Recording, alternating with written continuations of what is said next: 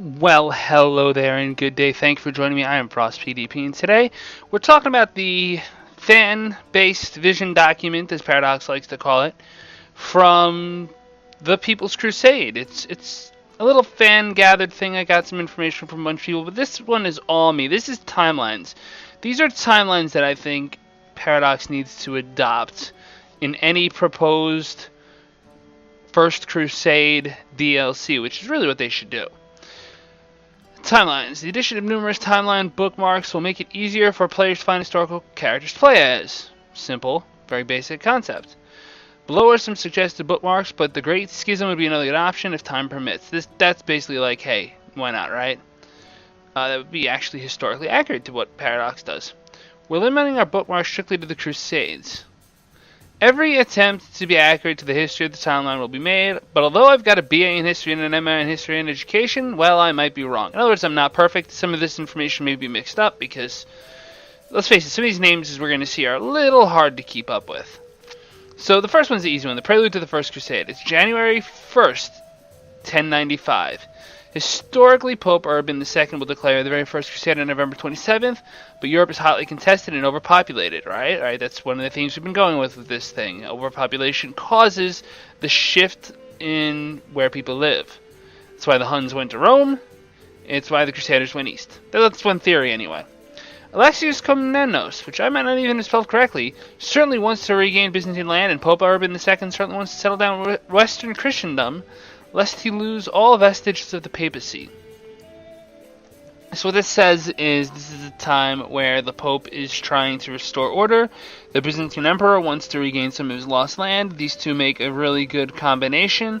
That's what happened in history, so why don't we just see if it goes a little differently? Because this is a timeline set before the actual Crusades were declared.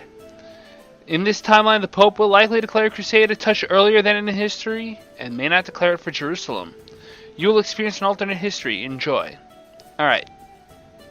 Number 2, the First Crusade itself. November 28th, 1095, one day after the declaration of war.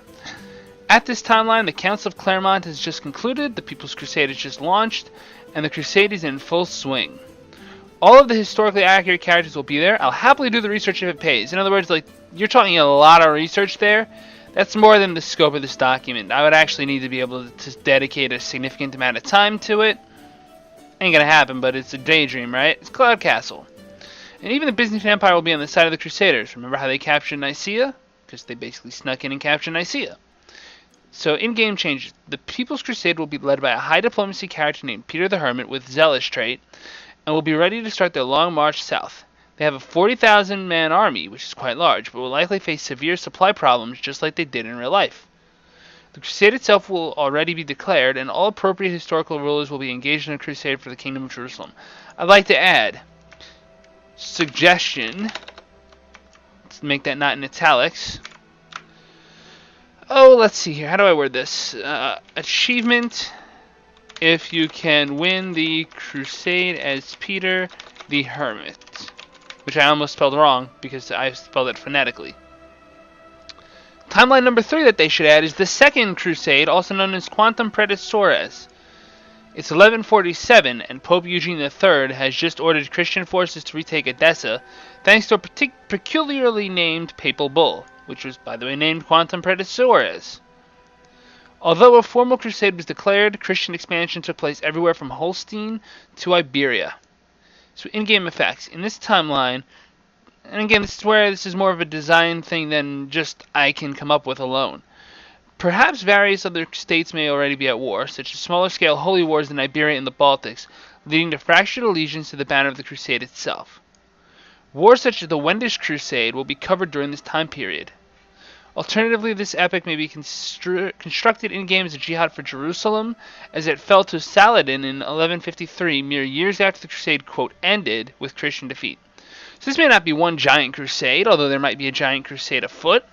This may be a situation where you have multiple small holy wars going on many fronts. The Wendish Crusade happened, let's take a look. Wendish Crusade. I know I should have done my research before I made this video, but time is of the essence. It is got to do with the Archbishopric of Bremen and Magdeburg seeking the conversion of Christianity of neighboring pagan Western Slavs.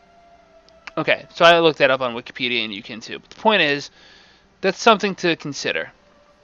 Finally, the Fourth Crusade. Please note, there's a lot of Alexius Angeluses around this time. They basically named themselves the same thing, like two brothers, or something like that. It got really confusing. When I was doing my research with it, I could not keep the names straight. So a blind man could see this coming. Hint, hint, Enrico Dandolo.